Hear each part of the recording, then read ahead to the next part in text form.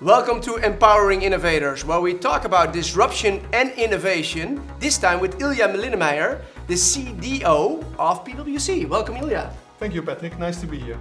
And we've got Charlie. Yes, I love it.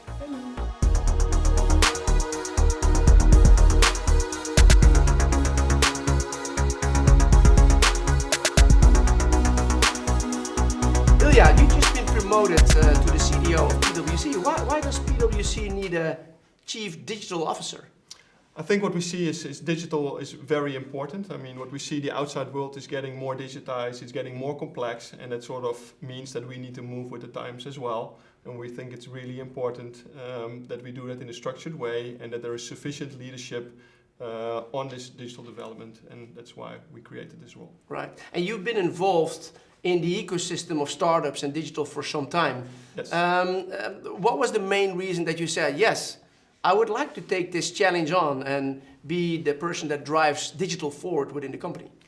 I think the most important element is actually my inherent passion for the subject, and that's exactly why I'm involved with startup ecosystems actually since the start of my career more than 20 years ago. Yeah. I think the entrepreneurship, the innovation, and the constant change that comes from it is something that drives me as a person. Secondly, I think that when you think at the different lines of service that we have at PwC, where you think about our assurance line of service, our tech services, as well as our consulting services, are in full transformation, and I'm honored that I have been given the privilege to be able to lead that transformation for our firm. Yeah. So the industry is changing, like you're saying, it's in transformation. What does that actually mean? Can you give some examples on where the company itself is digitally transforming?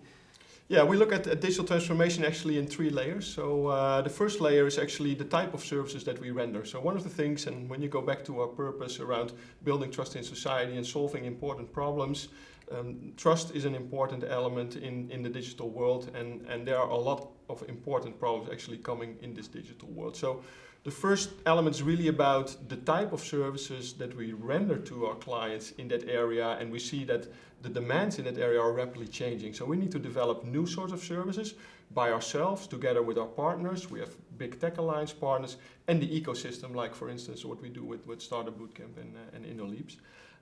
At the same time, we also need to think about digitizing our current business. So we have our current audit practice, we have current tax, and we want to digitize that more. So applying robotics, artificial intelligence, all sorts of emerging technologies in our existing practice. And the third thing is that we would really like to embed state-of-the-art technology in our own organization. It really comes down to becoming more agile through digitizing the core. So if we have state-of-the-art digital processes and systems in place, our talent gets much more opportunities to work on the stuff that they find really important, and that is really fun to do. Yeah. Do you, next to product innovation, serving your customers better and your internal organization better with new technology, also look at business model innovation? Are there new opportunities for new business models driving the company forward? Definitely. I think when you look at our digital transformation, there are 2 important parts. I mean, number one is that there is, because of this complexity and this digital world outside, there is not a one-size-fits-all product that you can sell to a client anymore. Right. So we're much more talking about co-creation. Yeah. And what we do at PwC is we bring together business, technology, and experience. Yeah. Experience being creatives, so we're actually building an experience center where we have a whole creative section as well to actually solve our clients' problems in co-creation with our clients. So that's one element. The other element is when you think about what our clients demand, it's much more about digital assets, for instance. So it's no longer necessarily about having a consultant on an hours time tariff basis doing things. It's about having platforms and having digital assets and having new business models attached to those digital assets, and that's an area we are moving in. Right. And you're talking about co-creation, co-creating these areas, these platforms with your clients. How does that work in practice? How do you deal, for example, with IP that comes out of these co-creation sessions? Yeah, I think that's different per engagement, I would say. of course, we also need to move to scalable platforms and ultimately get to platforms that have, more standardized ways of working, where we sort of make available our IP that we have as PwC to our clients. Part of the strategy that you've been driving forward within the company is collaboration with startups, or being involved in ecosystems where there are scale-ups and startups. Yeah. I remember our first engagement about that topic about 7 years ago, and you were already in that domain and very passionate about it. How did you align your colleagues to say, when this was quite new, we were just about to start, to say, listen, we need to dive into this domain without knowing exactly what the business case is going to be? Yeah, I think that the business case is an interesting thing in this domain, right? If you really want to measure in euros what you get out of being in an ecosystem, I mean, that's almost undoable. Yeah. We had different reasons to actually do this. So the first one was, and it was already the case 7 years ago, is that the startups, also here at Startup Bootcamp that we worked with, are operating at the heart of the important problems that I was talking about earlier, right? It was about smart cities, it was about e-commerce, it's about FinTech, cybersecurity. Those are issues that are on our clients' agenda as well. And what we find here is state-of-the-art startups that actually operate in that area, that sort of help us understand what's going on at the surface of technology there, and it helps us to inspire our clients with what's going on here, to actually show what is really going on in the domain and how they can use it for their own benefit. That's one element. The other element is that when you think about what we see here is the methods that the startups apply and the speed of innovation of these startups, we can learn a lot from as a company. So we also use it a lot from a talent management perspective, where we can actually expose our talent to the entrepreneurship, to the new ways of innovation, so they can actually learn from it and take it back into my company and apply it in practice. And I think the third thing is that we as PwC choose to be in ecosystems as a whole. So we're not looking at a startup hub here where there are only startups, right? We're looking at the full ecosystem where government is here, large clients are here, the startups are here, the scale-ups are here. And that's what we love about these places, that we can really interact and have a place in those ecosystems as well. Can you give an example maybe where a startup that you've worked with or basically engaged with during our programs or other programs has been beneficial either for PwC or for one of your clients, or maybe even both? Yeah, I think what we've been actually on this journey together for these 7 years, and if I look back at how we approached this in the first year, we made all the rookie mistakes, right? And I think where we are right now is that we really see the value of helping these startups sort of connect with these corporates. It's about finding the right business model and validation. And I think we are very proud that we can deliver opportunities to some of these startups to do these validations very quickly to our networks. And we've heard multiple times that a company came back to one of the startups and said, well, if it wasn't for these PwC guys, you would not sit here. And I think that is, that's adding value to these startups. What you also see is that we are constantly looking for cooperations with these startups, and we also do these validations in our own company, of course. And that has led, for instance, to a strategic partnership we have with one of the former participants in Startup Bootcamp, Fuel Up, the technology scouting platform. There. We actually go to market together, where we actually use their technology to help our clients, solve their important problems from finding these new technologies out there. So one of the topics is that your colleagues and probably yourself, like me, every day we can learn a lot from new domains that these startups are active in, how they basically operate. I've seen that, let's say, intrapreneurship has become a more relevant topic probably when we left university some time ago. Yes. How do you deal with that within the company, giving people the opportunity of maybe having entrepreneurship as a career path within PwC? Yeah, I think we do a lot of things there, and a company like ours, right? We work with a lot of young people as well in our organization. So we deal a lot with this young talent, and we have a lot of programs in place where we try to fuel and sort of further develop this intrapreneurship and entrepreneurship skills as well. We have a lot of innovation programs that our people can participate in. We also have what we call digital secondments. So when you think about some of the startups that we have and what we do at Startup Bootcamp here, right? We put somebody in the program for 4 months, free them up from all the client responsibilities that they have, and put them here. We do the same with some of our other ecosystem parties, and we continue to sort of inspire also our people and make sure that they can develop their skill set in a way that ultimately we can benefit from it as well. And how do they transform when they are suddenly not in your headquarters, but suddenly in a different environment? They come in one day and then after a few months, they go back. And what kind of differences do you see in their thinking, in the tools maybe that they use, the skills that they have? Yeah, to be honest, that's a lot. And somebody once told me that if you need to explain how people have transformed, you didn't do it in the right way. And I think the way I feel it, to the people that went on these secondments, you feel the energy, right? Yeah. We're a company that for a lot of our talent is their first employer. Yeah. And as they move, through the ranks in our organization at several points in time, everybody asks themselves the question, like, is this what I want? Is this where I want to be? And having the opportunity to sort of have these sort of secondments and exposing this talent to these sorts of ecosystems really inspires them and sort of re-energizes them.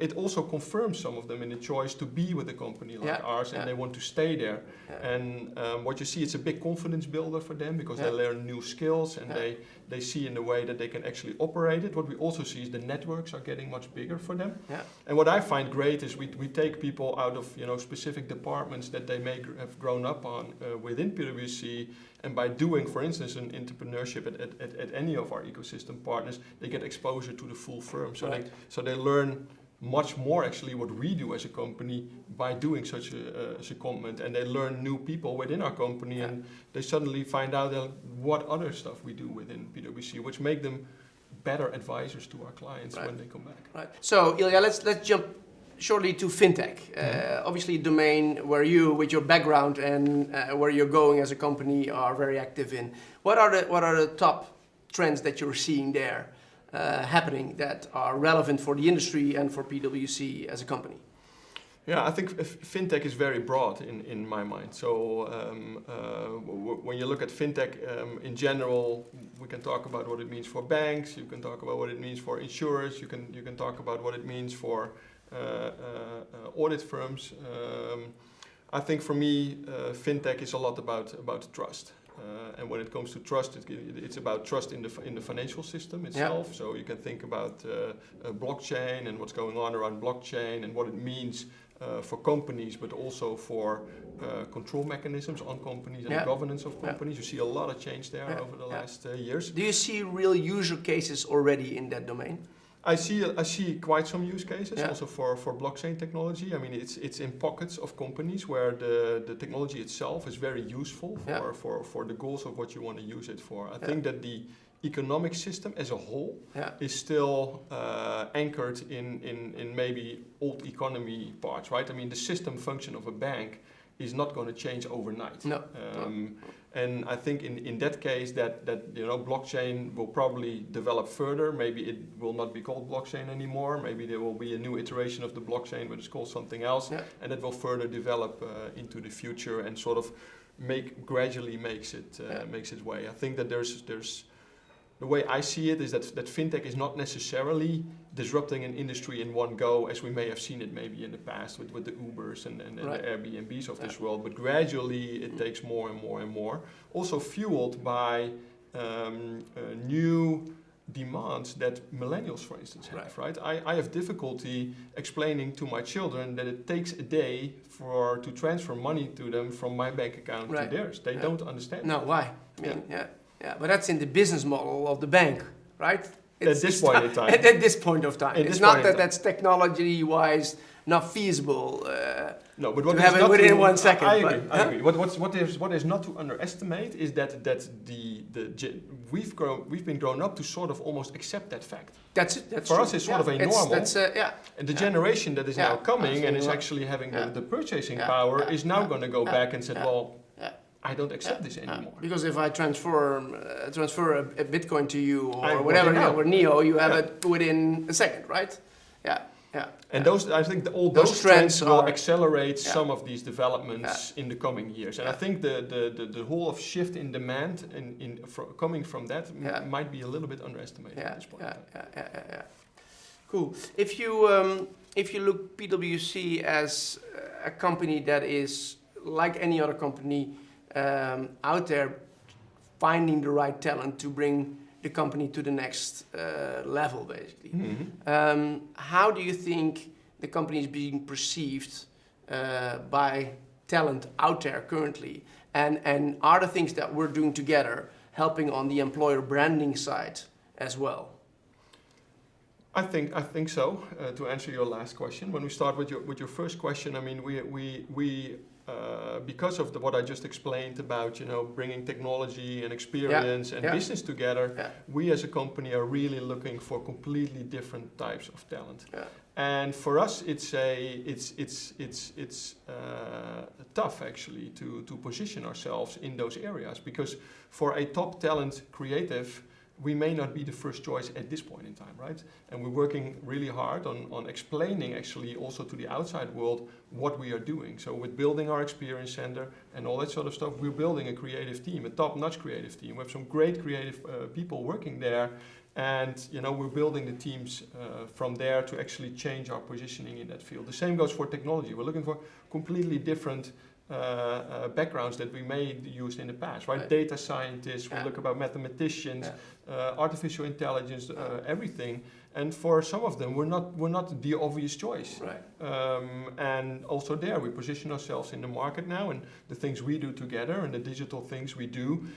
A lot of these people, they just want to do cool work. Right. And that means that we need to be able to give them cool work. Yeah. And work with cool clients as well, I guess, right? Cool brands, and making a difference. I mean, I'm always amazed with how purpose-driven the new generation is on. I want to make impact, and I want to work on stuff that matters, and that's what we work hard on every day as a company as well, to make sure that we have the work for them to actually make that impact and to be able to develop yourself in the area that you want to develop yourself. If you want to be a kick-ass designer, you can do that as PwC. If you want a kick-ass AI technician, you can be that. If you want to be the best data scientist, you can do that. It's just that at this point in time, we're still sort of on the road of making that transformation. Correct. Right. And that's of course also in my realm to make sure that we get there. So that's part of your responsibility going forward. It is. That's a nice challenge. It is. It is. Hey, we're already coming to the final part of our conversation, which I really enjoyed. So thanks for that. But before we're going to close off, I have some rapid fire side questions basically for you. Okay. Can you describe your innovation journey in just a few words, very quickly? For me, it's about 3 words. It's about what we discussed. It's about trust, it's about technology, and it's about talent. And I think those are basically the innovation journey. I mean, I can probably summarize that with those 3 words. Okay. Favorite startup or scale up? Yeah, that's an interesting question. I mean, I work with a lot of technology startups all day long, and at the same time, when I look deep into my personal life, I'm amazed with people being able to craft something with their hands, as what the Dutch word is, an ambacht. Yeah. So I think I work myself with, for instance, a starting beer company in Amsterdam. I mean, I'm really sort of inspired as well by creating these recipes, brewing beer, I mean, and drinking it, and drinking it every now and then as well. Yes. Okay. Book everybody should read about innovation. About innovation. Disruption, or what is happening in the world in the digital domain. Let me tell you my 2 favorite books, and they may not be directly related to innovation. Okay. My first favorite book is Sophie's World. It's a great overview of the history of philosophy, and basically in a very playful way takes you through all the different views that people have had on the world in philosophy. And you will be amazed with the parallels you see on the dilemmas that we have in the digital world, and how sort of these insights can help you to get a view on what's going on in the world there. The other one is called 59 Seconds by Wiseman, and it gives you in 50, sort of the theories, you get very short snippets of research about transformations. So what sort of, if you take what sort of measure, what does it do to people? And I can tell you, most of the stuff that comes up is pretty counterintuitive. So all the stuff that you are doing, they tell you it doesn't work. It doesn't work. Okay. And I think it sort of inspires me every time. I pick it up a lot of time, and every two I said, Is it working? man, I did something again that I should not be doing. Right. So I find it really inspiring to sort of switch your mindset and try it a different way. Yeah, yeah. How do you manage your work and life? I know you're very passionate about what you do, but you also have a great family at home. Yes. How do you deal with that? Yeah, I think I'll be very honest, that is a challenge. I really think that in the knowledge work that we are, a productivity system is something you need to have. I mean, you need to find a way to sort of get stress and thoughts out of your system into a reliable system so that you can actually clear your head to be creative, to think, and to have your work-life balance. So to actually be present when you need to be present. Right. And I think that's the most important thing. So for me, a productivity system really helps me to be the father for my children I want to be, and be the professional that I want to be in daily life. What does success then in this case mean for you? It has a lot of dimensions. I think success means that professionally we get to this transformation, and personally, of course, that I am the father and the husband I want to be.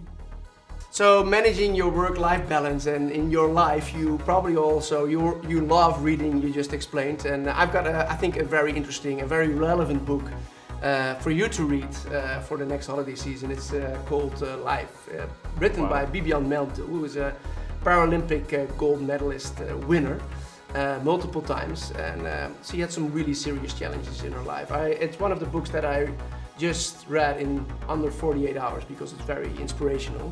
I hope it will give you some inspiration as well, and maybe help you overcome some of the challenges that you have in your future role or in your current role going forward and taking PwC through this digital transformation process. Thank you very much. Thank you so much, Patrick. Much appreciated. Thank you.